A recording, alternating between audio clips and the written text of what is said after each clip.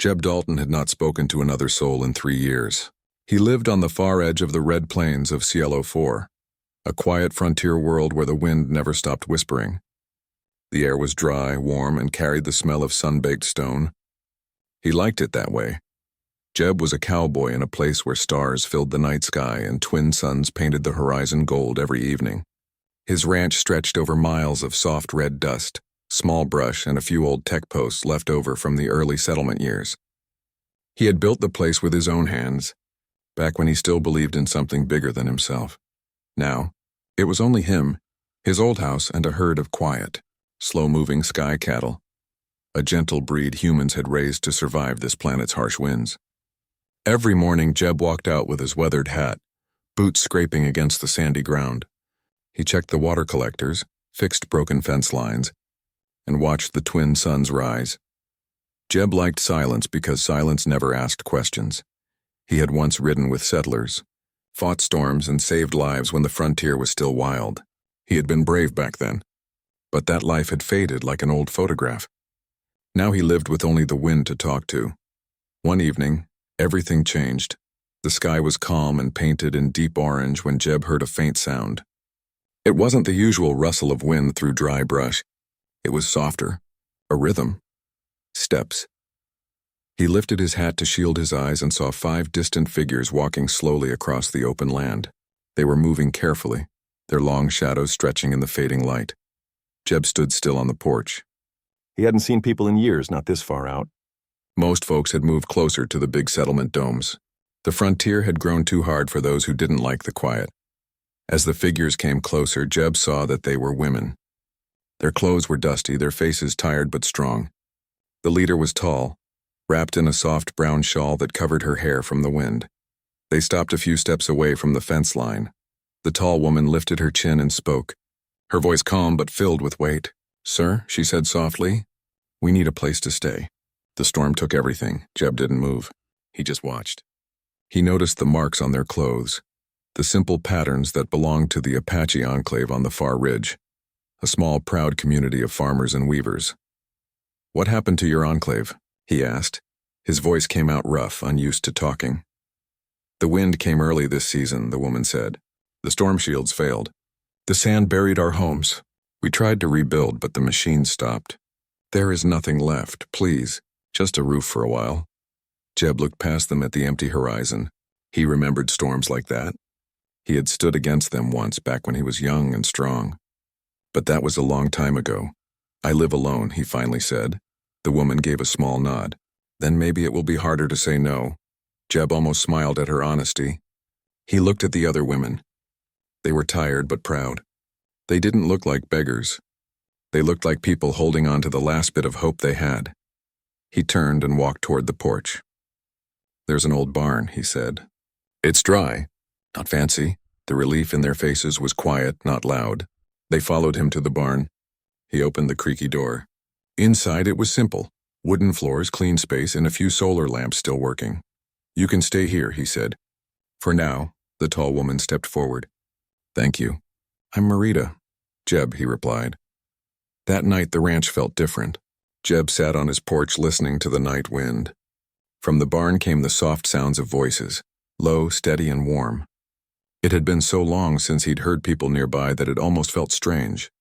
The stars were bright, scattered across the dark sky like 1,000 campfires. Jeb remembered the old days when settlers sat around fires sharing stories and songs. He remembered laughter. He had pushed those memories away for years, but tonight they came back like a gentle breeze. In the barn, Marita and the other 4 widows, Anna, Rosa, Lila, and May, spread out their few belongings. They were not weak. They had worked on the land before. They knew how to survive. They whispered plans about fixing their broken tools, finding work and not becoming a burden. Marita looked out of the small barn window and saw Jeb on the porch. He sat with his hat tilted forward, staring at the sky. She saw a man who once stood tall and strong. She didn't know his story, but she felt the weight around him like the wind pressing against old wood. The next morning, Jeb woke before sunrise as usual. He stepped outside to check the water collectors. To his surprise, Marita and the others were already awake. They were cleaning the barn, repairing a broken panel on the wall, and even mending the old fabric covers for the cattle pens. "You don't have to do that," Jeb said. "We don't want to just take," Marita replied gently. "We can help." Jeb didn't argue. He just nodded and walked toward the fence line. But inside, something quiet stirred in his chest. He wasn't used to people working beside him anymore. By midday, the ranch looked more alive than it had in years. The widows worked together without complaint. They shared food with Jeb at noon under the shade of a large wind tower. The wind tower creaked softly, spinning slow and steady, just like it had since the early settlement years. For the first time in a long time, Jeb sat with others. They talked a little about the storm, about their old enclave, about how quiet the land could be when the wind wasn't wild. Jeb mostly listened, but that was more than he had done in years. Days passed, and the presence of the 5 women changed the rhythm of the ranch. Jeb had always worked alone, moving slowly and carefully. But with 5 extra hands, the work became faster. The fences were fixed, the roof panels tightened, and the water system ran smoother than it had in months. He found himself talking again. At first, it was short sentences. A yes, a no, a pass me that tool. But slowly, like water filling a dry riverbed, the words returned. Marita had a quiet strength. She led the other women with calm confidence, not loud orders. Anna had a sharp mind for fixing machines. Rosa loved working with the sky cattle. Lila was quick and clever with tools, and May could make even old tech shine again. One evening, as the twin suns dipped low, Jeb stood by the fence line with Marita. The air was cool. The wind carried the soft sound of distant desert birds. "You rebuilt this place," she said softly. "Alone," Jeb nodded. "Didn't want anyone around. Then why let us stay?" Jeb looked at the horizon. The sky was glowing gold. "Because the wind doesn't need more voices. But people do." Marita said nothing, but her quiet smile was answer enough. A week later, the first signs of a bigger storm appeared on the edge of the horizon. Jeb noticed the way the light changed, the faint tremor in the air. Frontier storms didn't announce themselves with thunder.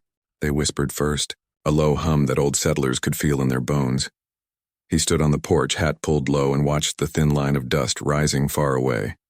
"Storm?" Marita asked, walking up behind him. "Yeah," he said slowly. "A big one." Her face stayed calm, but her eyes narrowed. "Then we'll be ready." Jeb felt something shift in him then.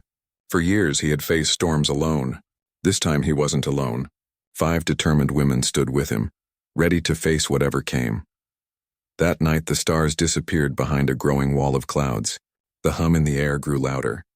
Jeb checked the shields and generators while the widows secured the barn and tied down loose panels. They worked as a team. For the first time since the old days, Jeb felt the familiar fire inside him, a quiet, steady strength. Not because he was alone, but because they were together. As the first wind brushed against the ranch, cold and dry, Jeb stood tall on the porch. The storm was coming. But this time, the ranch was not just his anymore. It was a place where hope had returned, and hope on the quiet frontier was stronger than any wind. The horizon changed first. The soft orange color of the sunset turned into a wall of moving gray. The wind grew heavy and sharp, pushing small sand grains through the air like tiny whispers. Old Jeb Dalton stood on his porch with his hat pulled. Lowen felt the same familiar pressure he had once felt in the wild years of the frontier. It was the kind of storm that could change everything. He turned to Marita and the 4 other widows who stood near the barn. They were not afraid. Their faces were firm, their hands steady. They had seen storms before, too. Not like this one, maybe, but enough to know that fear doesn't stop the wind. Jeb's voice was low but clear. "This one's big. We hold everything tight. Nothing must fly loose. The cattle pens need double lines. Shield generator has to run clean. If it fails, we stay low, stay calm." Marita nodded. "We understand. We will help." And so, under the rising wind, they all worked together. The widows tied ropes around the barn doors and checked the hinges twice. Anna helped Jeb fix the power relay on the east side of the ranch. Lila climbed the wind tower to secure a broken sensor that would help the shields adjust to pressure. May worked on the backup solar unit. Rosa guided the sky cattle into the underground shelter. Jeb moved from one place to another like he used to when he was younger. His steps were steady, his hands sure. The silence of the past years had made him slower, but tonight, with others by his side, his strength returned like an old friend. As darkness fell, the first breath of the storm reached the ranch. The shields hummed softly, a pale blue glow forming around the house and barn. The sand hit the shield like a soft drumbeat. It grew louder, stronger, until the entire world outside was nothing but swirling gray. Inside, they sat together in the main room of the ranch house. Jeb rarely let anyone inside, but tonight was different. Marita sat near the window, watching the storm with quiet eyes. Rosa hummed a soft tune from the old Apache songs. Anna checked the energy levels again and again to be sure everything stayed stable. Jeb sat in his old wooden chair by the wall, hat in hand, listening to the sound of the storm. It didn't scare him, but it reminded him of how alone he used to be. Now he wasn't alone. Hours passed. The storm roared outside, but the shield held strong. Marita stood beside Jeb. "You built this all by yourself?" she asked. He nodded slowly. Didn't want to depend on anyone. "But no one builds something like this just to be alone forever," she said softly. Jeb didn't reply right away. He looked at the firelight flickering in the corner. "I used to have people," he said at last. "Crew, friends. Then the last big storm came and everything changed. Lost the will to start again, so I just stayed here." Marita placed a gentle hand on the back of his chair. "And now?" Jeb looked around the room at the 5 women who had brought life back to his quiet ranch. Rosa was smiling softly at the others. Anna was explaining something to May about the generator's energy flow.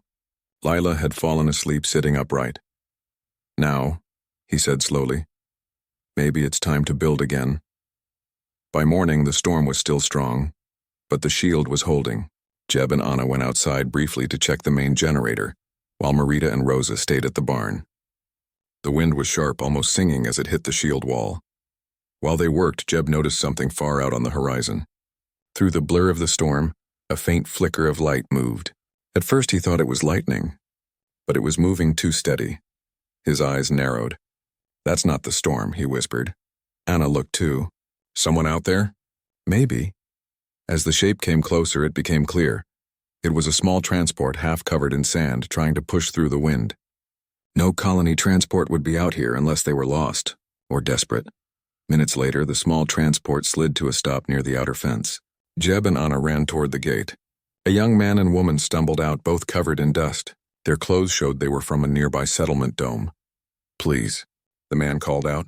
"Our pod lost power. We can't get back. Can you help?" Jeb nodded. "Get inside." The widows rushed to help. They brought the 2 into the warm house, gave them water, and checked for injuries. The couple explained that they had tried to outrun the storm, but their power cells died mid-journey. They would not have lasted long outside. Marita looked at Jeb. "Your ranch is saving more than just us." He didn't say anything, but deep inside, he felt something warm and steady. For years his ranch had been a silent island. Now it was a place of hope. By the second night, the storm grew stronger. The power flickered once. The backup units hummed. Lila and May rushed to fix the loose cable. Marita and Rosa strengthened the inner locks. Everyone moved like a team. No one complained. Jeb, who had once thought silence was his friend, found strength in their voices, the quick instructions, the short jokes, the sound of life. The storm lasted for 3 full days, but they stood strong together. On the 4th morning, the storm passed. The sky opened like a curtain lifting. The red plains were washed clean by wind. Dust lay in long, soft lines across the ground. The ranch had taken a beating, but it still stood. The shields were scratched, the fence posts buried halfway, but nothing was broken beyond repair. Jeb walked out slowly, the sun warming his face. He tipped his hat back and breathed deep. The air after a storm always smelled fresh, like a new beginning. Behind him, the widows stepped out one by one, followed by the young couple they had rescued. Marita stood beside him. "It's beautiful after the storm," she said softly. Jeb nodded. "It always is." Over the next few days, they rebuilt what the storm had bent. The fence lines were pulled back up. The power cables were repaired. The sky cattle were released from the shelter. Everyone worked without needing to be told what to do. Rosa laughed as one of the cattle tried to eat the end of her shawl. May smiled softly while polishing a solar panel. Lila sang an old tune while hammering a nail back into the gate. The young couple decided to stay and help for a while to pay back their rescue. Jeb didn't argue. The ranch had room, and for the first time in a very long time, Jeb felt like the ranch wasn't just land anymore. It was a place of people. One night, they all sat around a small fire outside. The stars were bright again, the sky clear as glass. The old wind tower turned slowly behind them, its sound steady and comforting. Jeb looked at them, 5 strong women, 2 rescued travelers, and the quiet ranch he had once called a prison of silence. Marita spoke first. "When the storm came, I was afraid," she admitted softly. But standing together, it didn't feel hopeless. Anna nodded. "We didn't just survive. We held the line." Jeb smiled faintly. "That's how you make a place last out here. You don't run from the storm. You face it." They all grew quiet then, not because they were out of words, but because sometimes silence is warm too. Weeks passed. The ranch grew busy in ways Jeb had never imagined again. Marita began planting small gardens along the fence. Rosa trained the young couple to care for the sky cattle. Anna worked on improving the shield system. May and Lila started fixing some of the old settlement drones. The red plains around the ranch still stretched wide and quiet. But the air no longer felt heavy. It felt alive. Travelers passing through began to stop by for water, a meal, or to recharge their small transports. Everyone had heard about the ranch that survived the great storm and opened its doors to those who had nowhere else to go. Jeb never meant for his ranch to become something bigger.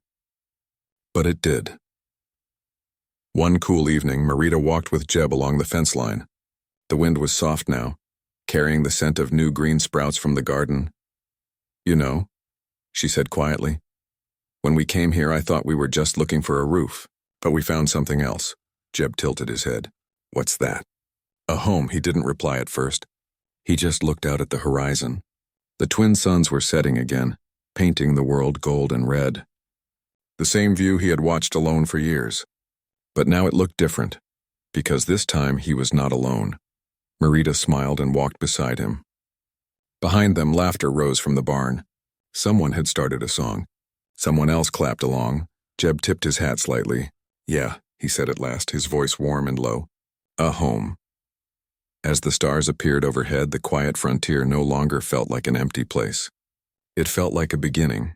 The retired cowboy who once lived alone had found something stronger than silence. A family built not by blood, but by courage, kindness, and shared storms. And in a universe that often forgets, hope remembers.